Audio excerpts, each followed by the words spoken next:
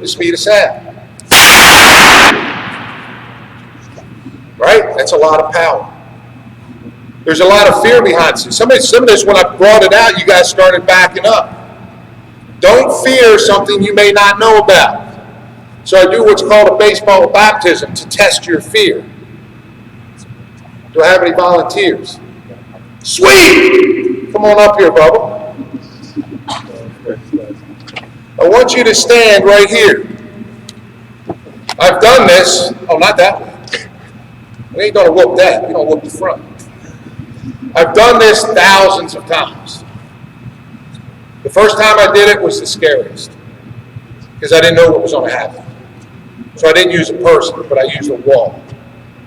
And then through science, through analysis, which is what baseball has gone today, I realized how a whip really works. When I pulled that whip down, before you heard that giant crack, the whip went like this and then it snapped. Do you see that little half circle right there?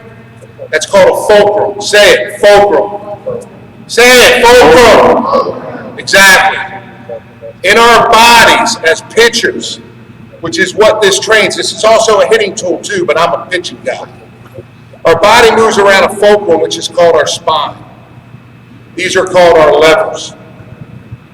That's how we throw the baseball. But this is not throwing the baseball. You have to have the mental fortitude up here and don't fear throwing that 3-2 changeup when they're expecting a fastball because you have confidence in yourself and that 3-2 changeup I'm going to throw it off speed. Don't fear that. This tests your fear. Let me have you hold this Dixie cup because remember I said this is the baseball baptism. This water comes from the New York Yankee Stadium water fountain. It's holy water. It's baseball water. I'm going to wet the end of this because you see how dry it is right now. I'm going to wet the end of this and get it soaked. There we go. I know how energy moves.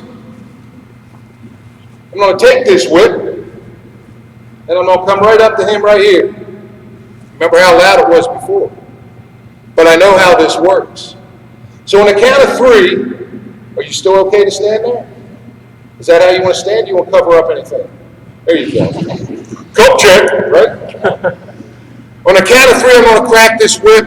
When the whip comes up, the water's going to hit 767 miles an hour energy, and it's going to vaporize. It's going to turn into water. Vapor. So on the count of 3, not moving, Bob. 1, how you feeling? Are you nervous? When you're on the mound, what do you do when you get nervous? You breathe. So start breathing. Feeling any better? A little bit. On the count of 3. 1, 2. Never came close to it. As a matter of fact, congratulations, you've now been baptized. I got something to give to you by the end of the thing. But what happened, guys, stay there, is when I pulled that whip down, the energy came down. If I would have lifted up, it would have hit him. But since I pulled the energy down and away, I missed him. It cracked down here. You'll see that in super slow-mo if you do it. But the body in pitching, thank you, Bob, works identically the same way. It starts from the ground up. So if you understand pitching, the first thing that we have to realize is when we come to our set and I lift my leg, I pitch from one leg to the other leg and I fall down the mound. One leg to the other leg and I fall down the mound. Once that front foot hits, if I stabilize that leg, which means I don't let that leg move, the power goes up through my body and out my arm. Right before I land is when I want to peak my power. That's what I'm up here for. What is the purpose of the back leg? Who's got some ideas? Raise your hand and tell me the purpose of the back leg. Who knows it? Don't fear. I told you not to fear nothing. What is it? To drive off the mountain. Good. Exactly. What's another purpose of the back leg? Yes, sir. To what? To load the energy, to get it down, right? But how do we know if we do it? We never had anything out there before that told us if we're doing it, that we can train on it. Because the purpose of that, with what you guys were talking about, is when I drive with the back leg, the hip starts to turn. When I drive with that back leg, my foot's still in the air when I'm driving, right? I can't drive when my foot's on the ground. So my foot is in the air and I'm driving. When you drive with the back leg, the back hip starts to turn this way. As this lower half is doing this, the upper half is doing this. It's coming into what's called a cock position. Lower half going one way, upper half going the other way. Matter of fact, Tom House talks about that right there as what's called hip-to-shoulder separation. He believes it leads to 80% of velocity. It's huge, but it's one of the hardest things to do because you got to be strong enough in the legs to drive out. You got to be smart enough to say, when do I drive? To land into that front foot. The King of the Hill teaches you that. It makes my job as a coach real easy. Before what my job was, I played professional baseball for 7 years with the Orioles and the Padres. They didn't teach this stuff back then. Back then, they taught a balance point or a check point. Back in the late 80s, early 90s, when the fastball averaged 87 miles an hour. Who knows what the average fastball is today? Raise your hand. Take a guess. Don't fear nothing. You guys are fearing me. See, all kids are raising their hand. Parents are still fearing me. What is it? 95. Close enough. It's in the 90s. It always changes. Last year was 93.2. This year it's on a change when they get all that data and figure it out. It's a moving target. When I played and they taught the balance point, the average fastball was 87.6. Because I remember I threw 88 miles an hour back then. I touched 91. So I don't teach what they taught. Some coaches will do that. I don't like to sit here and blah, blah, blah, blah, blah with you all day long. I want to show you stuff. So this allows us to use the sense of hearing. It's two metal plates, one on top of another. If you guys ever open a drawer to get your fork out, look on the side of the drawer. That's what's between these two plates. They're called casters. That allows the top plate to move while the bottom plate stands still. Right here is a cylinder that has a spring in it. That spring can be adjusted and tightened up to make it harder. And there's actually two springs, a gold spring and a blue spring. I found out through working with my guys in Houston that if they're in the gold spring, they're pretty much about 80 plus. If they're under 80, they're using the blue spring, which is not as hard because they're not using their lower half. This is how it works. There's multiple ways that you can use it. Top Velocity uses it in all their drills. I'm not going to go over all the drills that you can use it. I'm going to give you a 3,000-foot overview of how it works and how it can help. Save your arm by using your body. If I don't use my body, listen to this, if I don't use my body, I overcompensate and I use my upper half. And what I see with a lot of you pitchers is before you land, which we should land like this still on the catcher, arm in a quarter cock position, 7 inches to the stride line, 20-degree angle toward the batter's box. Per science, that's what they say. Everyone's a little different. But if I see somebody using their upper half and not their body, I see them landing like this. They start throwing the ball before their front foot lands. So you guys all got cell phones. Use them. Videotape yourself and stop it once you land. Because that's where a lot of kinesiology and physiologists start measuring things. Once that foot lands, this develops power, bam! That transfers the power up. So we stop it right there. And we look and see, what does the body look like? If I start using this and I drive off with my body, I'll see less of this when I land. This is how it works. That's really right. All right, we'll see if I can do it. Yes, sir. As I lift up my leg, science now says I no longer hold my balance point.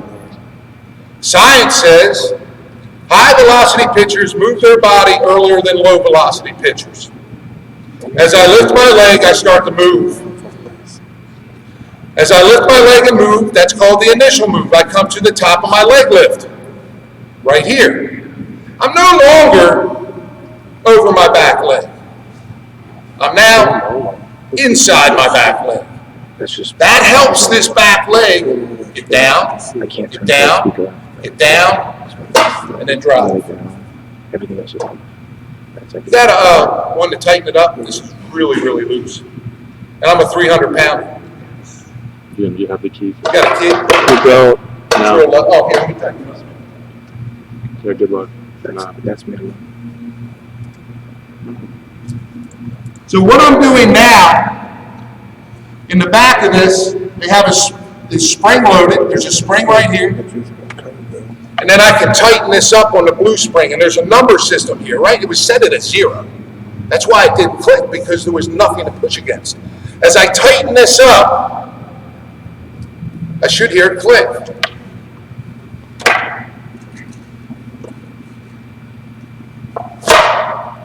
That one a good one. Hear the double click? Hear the double click? That's what I want to hear when I'm driving off the mat. As I force that double click, the hip starts to turn. We talked about the hip turns. I'm coming up to this. The important thing about the king of the hill, if I do it early, I'm probably not going to click it. Yeah, I was going to wait to see the Because if I do it early, let's say I do it here and I drive here, which way is my body going? Up or to the plate? It's going up. As I let my body fall more by what you said, loading the back leg, it falls more and then gets into that position. Ideally, we want to be 45 to 50 degrees when we drive out of the back leg. You can do that on your phone. Slow motion and look. That's where we want to drive out of. But guys, the game has changed. I'll give you an example. 1954. Mort Cooper, pitcher for the Cardinals. These were the gloves back then. Who's got a glove? Anybody bring a glove? Got a glove? You know what the gloves look like nowadays? They're totally different. The game has changed. It's now the way the pendulum's swinging is about velocity. That's what gets you seen. This tool here helps you gain velocity by using our entire body. That's the purpose of it. There's hey, can you get me in that office one of those rotating, those swivel chairs, and bring a swivel chair out here? I want to show you a little experiment. One of the things that's hip to shoulder separation that's very hard to do is to feel our lower half going this way as our upper half holds a closed position. It's not easy to do. So how do I feel that? Well, when I found out, I'm a field coach. I want you to feel it. I just don't want to sit there and rap with you all day. I want you to feel what it's like. So I do a lot of lessons where I do them in my backyard right now in Houston, long story short, until we open up a D-bat franchise in Houston. But I have these chairs that are swiveled. This is a way you can practice and feel it. This is like being in space. I can sit down in here. I can lift my legs off the ground, and now I'm in space. I'm moving. Now, if I take my lower half one way and my upper half the other way, that force should move me. Ready? There's one. I'm back to start. There's two. You can try that at home. See if you can do it. If you can do it, you're learning how to separate. The lower body's going one way and the upper body's staying closed. You learn how to go completely around. That's one way you can feel it. Another way you can feel it with this tool, let's do a back. You got a back? Hand me your back. Or PVC pipe. I can take this on my back, or if you got a PVC pipe, you can go a little bit longer. I got to keep that PVC pipe on my target as I turn my lower half. You start to feel it. If you do this, guys, and turn the upper half when the lower half, your velocity will never maximize what it can be. It'll never happen. So you have to practice that feeling. Whether it's a chair, whether it's a PVC pipe. Because if you don't practice it, how are you ever going to perfect it? Okay? Switch. Has it been improving? It's been about the same on my end. What's showing us at the bottom? Not really. Okay. There's 75 of these in the big leagues. There's only one team that hadn't, Rich, I'm sorry, let me back up. Rich Duno, where's he live in, Indiana? He's an Indiana guy, right? He's the one that invented this. Give you a quick little story on how he invented it. He was working at an academy, working with a kid that was driving off the mound and pushing the mound. The mound was the portable mound was physically moving backwards. He got an idea. Because he kept on saying, drive that mound backwards, and the mound would go backwards. He went to his garage. He got that one drink that makes you wise. That makes you wiser. I say it's a joke, son, it's a joke. Budweiser. He relaxed, he kidded around. But he came up with an idea that could measure how much you drive off the back leg. I'll take kids at home in Houston and I'll measure their velocity for the first 6 pitches, 60 miles an hour. We'll get them on this. I'll crank it up a little bit. I'll get them to start to push off it so they hear that double click. We'll redo the miles per hour. I'll see anywhere between a 2 to 4 mile an hour jump. Why? Because they engage their back leg. Most power pitchers, or most pitchers, if you look at them in the MLB, look at their legs and their butts. It's the center point of our gravity system of our body. They drive off of that. That's the important thing. But guys, I want to do a couple little experiments with you guys. I talked about fear. Part of fear is learning. Is learning fun? Who says learning fun? Raise your hand. It ain't fun till you learn it. The process of learning sucks because you feel uncomfortable while you're doing it. Some guys gravitate to it. You're that guy that gravitates to that uncomfortable feeling.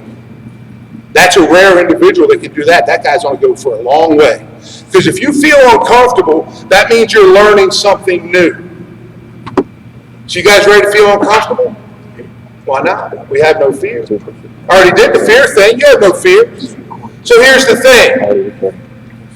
We've all learned. Who's my volunteer? Come on up, volunteer. He has no fear. But I'm still going to make you feel uncomfortable, but you don't fear that. So stand here in front of me. What's prospects? Tell everybody what prospects is. Out of where? Out of where? People all over the world looking at you. Kent, Washington. You're the coach. We got kids from San Diego. All from the Washington area. Beautiful. Here's the example, guys. We've all learned to say toy boat. Say it. Toy boat. Pretty simple. But I've learned something. I've learned to say toy boat, toy boat, toy boat, toy boat, toy boat, toy boat, toy boat, toy boat, toy boat. Took me a while to learn it. Yes, sir. How many can you say? Toy boat, toy boat, toy boat, toy boat, toy boat, toy boat, toy boat, toy boat, toy boat, toy boat, toy boat, toy boat. First one ever since I've ever done this. That's why he's a unique individual, man. Let me have somebody else volunteer. Oh, you looked away from me. Come up here. Yeah, you looked away. You know I gotta choose you. When somebody's looking for a volunteer, don't look away. That's who we choose. Say the word toy boat. I can't hear you. As many times you can. There we go. We got 2. Try. Good job. Try. Try it. I want everybody up. Let's everybody feel uncomfortable. Everybody stand up. You said you were going to run. All right. Spread out a little bit so you don't whack anybody. If you are pitchers, you know this routine. Arm circles forward. Big ones, not little ones. Arm circles backwards. Get ready. You ready to feel uncomfortable here in a minute? Throw it arm forward. Other arm backwards. Come on! Oh yeah! What are you guys doing this? Freaking the Olympics? What's going on? Everybody have a seat. I love this guy, man. I've never had anybody get the toy boat like him forever. But guys, you have to feel uncomfortable if you're learning. If you're not, you're doing the same thing you've always done. That definition is insanity. Doing the same thing that you've always done, and you expect a different result. You can't do it. So today, I ask you guys to feel uncomfortable. You got to come out of your comfort zone and try something different. You know, we do a pro ball. Who knows what ragging is? I'm not ragging. Ragging means I kid with you. Hey, nice haircut. You got a bowl of soup with that? If they like you, they'll rag you. They make you feel uncomfortable, but you're learning how to deal with a rag. When you're doing something different, or let's say you're doing something here and you're not getting it to click, you got to do something different. If I'm testing your velocity and you're stuck on 63 miles an hour, you got to do something different. Science says it comes from the ground up.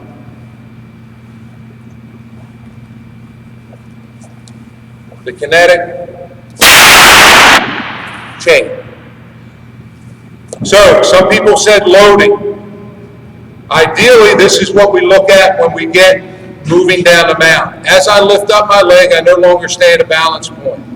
I get my body starting to move. That adds momentum into the stride. It's free. You don't have to lift weights to use momentum. You got to lift weights to drive out of this. That takes a lot of time.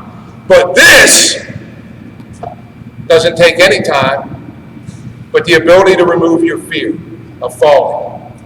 That's what that is. Once I get out here and my body is over nothing, you're going to feel a fall like you've never felt before. So in that fall, that's where you start to bend the back leg. The back leg controls your fall down a slope.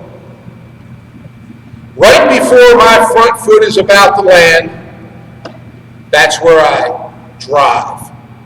It helps get my hip through, hip to shoulder separation. It peaks my power into the front foot. As long as my front foot stabilizes and my body's in the right position, the energy goes all the way up to my hand.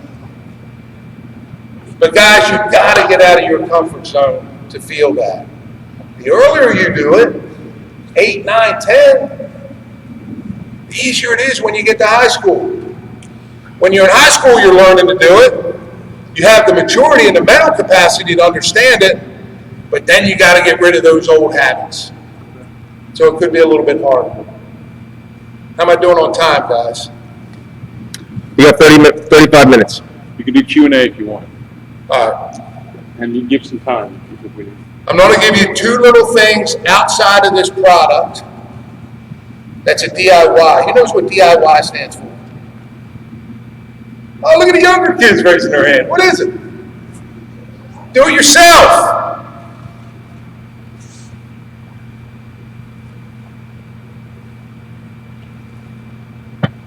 Man, everybody's looking at me now. Now I can't pick anybody.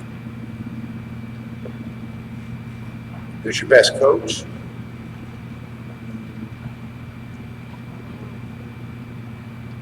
No!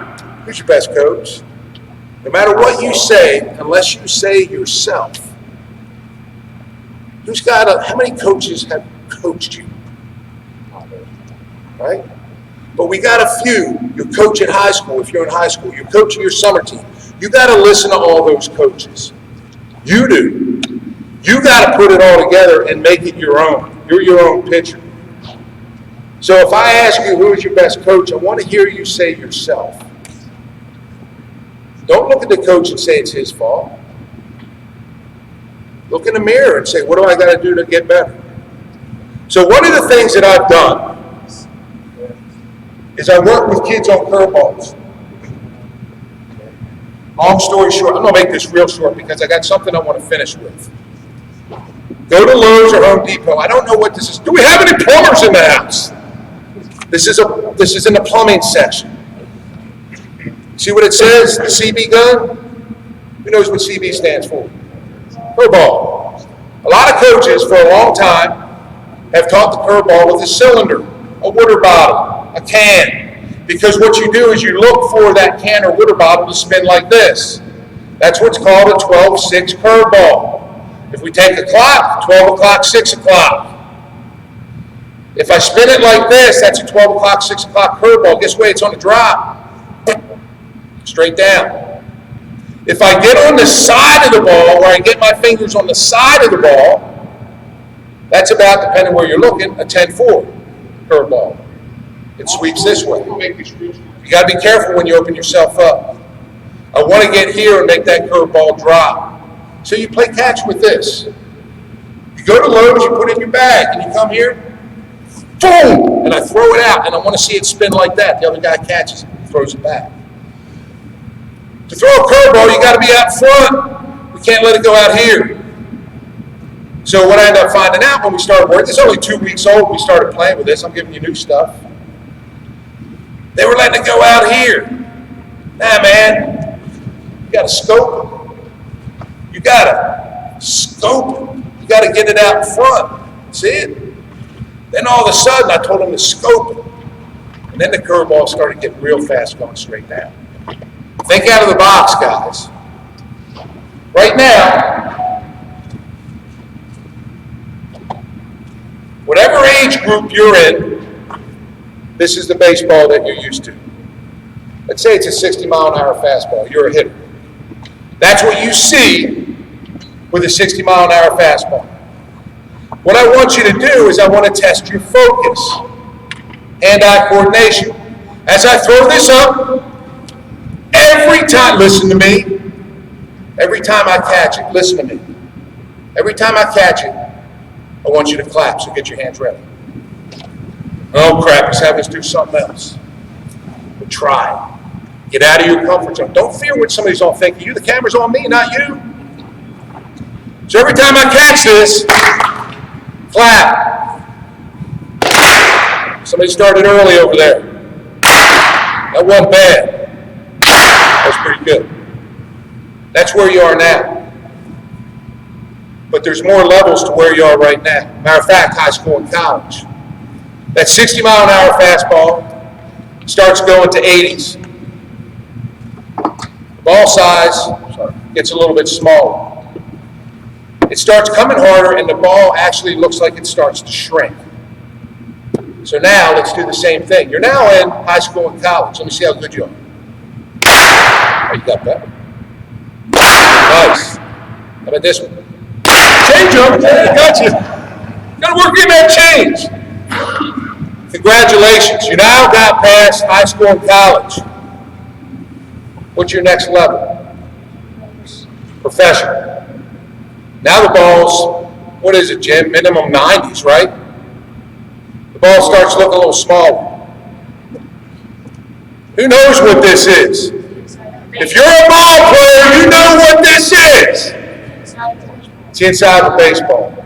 If you've never done it, take apart a baseball and get to the inside of it, because now we're at the major leagues. Here we go. Get ready. Good? Good? Outstanding. You made it. You made it to the major leagues. Good clap. Come here.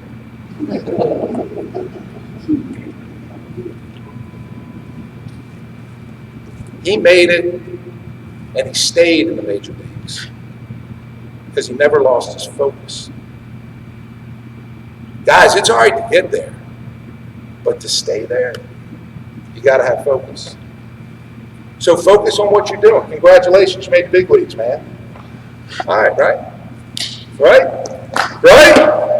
Come on, give me everybody in the big leagues, man. Yeah, just keep it going. Keep it down. I'm out of applause.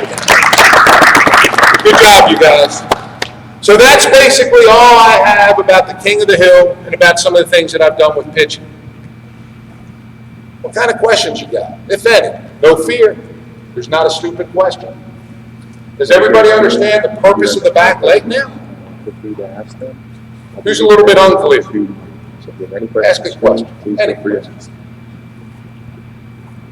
Yes, sir. Why do you say that when you push off the mountain, you start to rotate? What forces you to rotate? Okay, so the question was, when you push off of the mound, what forces you to rotate? So there's three things that we do when we pitch. We go linear, we rotate, whoops, sorry about that, and then we go linear again. All right? So here's the process. When I lift and move, linear means line, a line. When I lift and move, I'm taking my line to the plate. That's where all the power, that's where you build all your freaking power until the front foot lands. Now I got to rotate, right? This is the throwing phase. Matter of fact, ASMI talks about high velocity pitchers will not blend the two phases. The two phases are your stride phase, and when you land, your throwing phase. That's the rotation, is the throwing phase. But so I lift the leg, I go linear. I land, I rotate the throwing phase. But now I got to transfer that energy. I go linear again with my chest.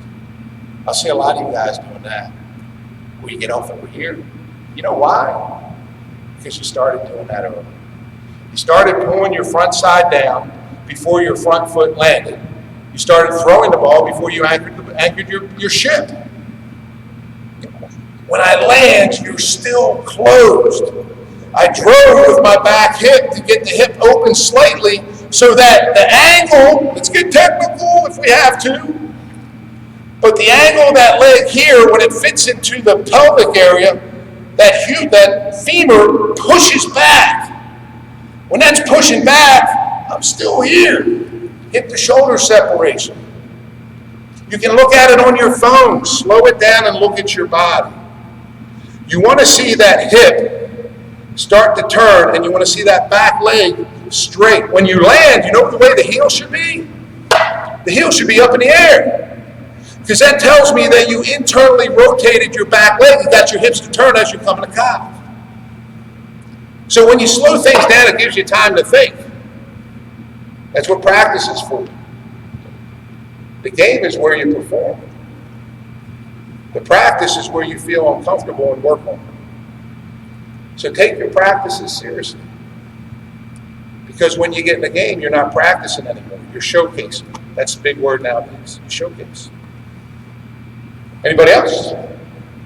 Stream, if you have any questions for Mike from King of the Hill, now's the time. Someone just said, "Oh Jesus, did I miss the Indiana Jones demonstration?" Oh yeah. But I got the monkey. Anybody want to see the monkey? Oh, Yeah, let's see the monkey. Bring him out. If you have any You guys want to see the monkey? Yeah. Like Linskey with King of the Hill. Oh, Let's see the monkey. We got it. I don't monkey around here, guys. You want a drum roll for the I monkey? take my stuff very seriously. This ain't monkey business. Talking baseball. Wait, I gotta zoom in for the. You're a Velo pro. So you guys ready to bring out the monkey? Say, bring out the monkey! Bring out the monkey! Now you want him to blow you a kiss? Yeah, blow you a kiss. Guys, we had fun. The most important thing in baseball, out of anything, Jim will tell you, man, we had fun. The game was so serious in reference to the level of where you are, that the fun and the laughter was the balance. It balanced you out. We did kangaroo courts. We would charge people. I got charged in Indianapolis for getting on a trolley train, riding around Indianapolis to see the city by my kangaroo court, which was my teammates, because I looked like a tourist. Got fined $25. But then we had a big party at the end, and we spent all that money on lobster, and we laughed. Because the game will knock you down every day if you let it. If you take your lessons and learn from your lessons, you won't let it knock you down. So, got a couple questions. Yeah. So, first question is from Alex. He said, do you try to balance your weight in a specific part of the foot on the low leg? Are you specifically trying to balance yourself anywhere on your low leg? Yeah, it's a great question. So think about it. As I'm lifting up, if I'm balanced on both sides and I'm standing right there, I'm not moving anywhere. But if I take my weight, and some guys will do it, they'll step on the mound and they'll actually take their foot and put half of their foot up on the mound or the rubber to get on the inside. So when I lift, see how it pushes me? So when you're lifting, you want to feel the weight shift to the inside of your foot to get it moving. When you're going to drive, if you're to do a squat, you drive out of your toes or do you drive out of your heels when you're doing a squat? Come on, bigger guys. Your heels. So Brent Porcio with Top Velocity talks about torsion. Who knows what torsion is? If I'm doing a squat, I got to keep my legs out. That's torsion, and I lift up. If my legs come in, they'll start to shake if you got a lot of weight on. If you've ever done a squat, you put a lot of weight and you struggle, the legs go in and then they start to shake because you lose that stability to drive up. When you're going down the mound, this is where rotation can kill you. The biggest thing that I see with younger pitchers is that front foot starts to open up. When that front foot opens up, the back knee turns in. When the back knee turns in, I just lost my stability. I got to keep the back knee out. I got to keep that toe pointed in that direction until right I'm about to land. So the lower body is staying closed and the upper body is staying closed until I drive. The lower body starts to open because it's got to open to land. This is the hardest part. While the upper body still stays closed. When we drive with the front leg or the back leg, a lot of you guys like to do this. Drive and pull at the same time. It's not that. It's drive and stay closed. Now you take the core of your body, all these muscles, and you now turn them. Just remember, throwing is like a catapult. Your body is a series of rubber bands. We want to have them stretched when we're performing. If they're loose, you're not going to perform well. So everything's got to be under stretch when we're releasing the ball. Yes, sir. The biggest thing to keep the power in my body is when you land, look where your ankle is in comparison to your knee. Volunteer! Give me a volunteer. Oh, come on, you've been here before. You've been up here before. Give me another volunteer. I ain't got the whip in my hands. All right, last one. Come on, give me somebody. Oh, you're pointing at somebody, then you come up. Come on up, coach. What I want you to do right here, I want you to position your knee directly over your ankle, like you're throwing that way. Like you're kind of, stride out. Knee directly over the ankle. Watch. I'm going to give him a little push. Watch it move. Come on, hold me back. Oh, is the knee over the ankle? There we go. See the movement? Now I want you to get the ankle further out than the knee. Guess what that is? It ain't rocket science. That's a longer stride, right? They told me that when I was with the Padres, because my fastball went from 90 down to 85. I blew out 2 discs in my back. Well, you got to stride longer. They didn't tell me how to get out there, but they told me how to stride longer. Well, they were right, but they didn't explain it to me. So this is the explanation. Stride longer. Ankle in front of the knee, now keep me back.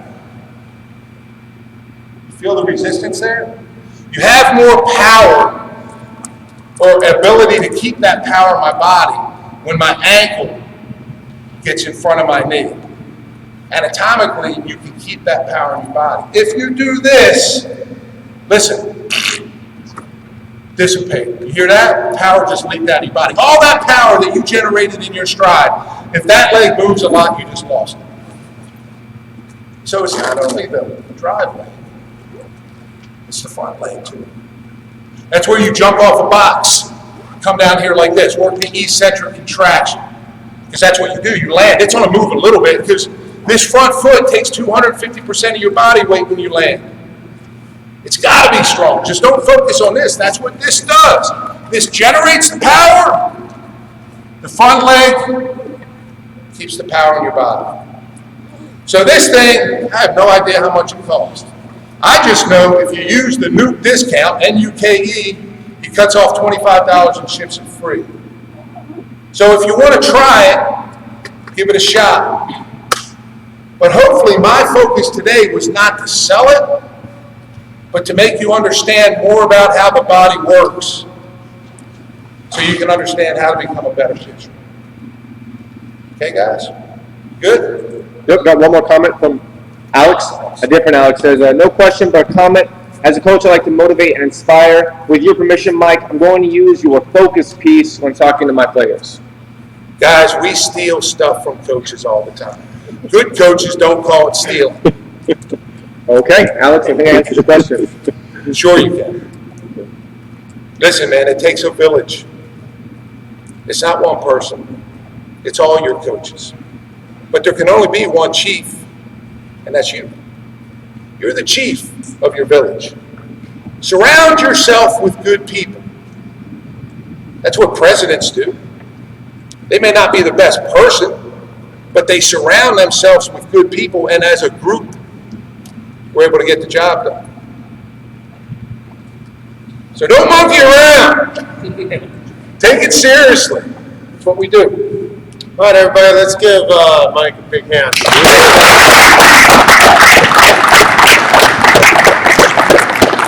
We're going to take a 10-minute break. We've got Kyle Bennett with Diamond Kinetics coming on in about 10 minutes. All right, so we'll cut the stream and then we'll come back.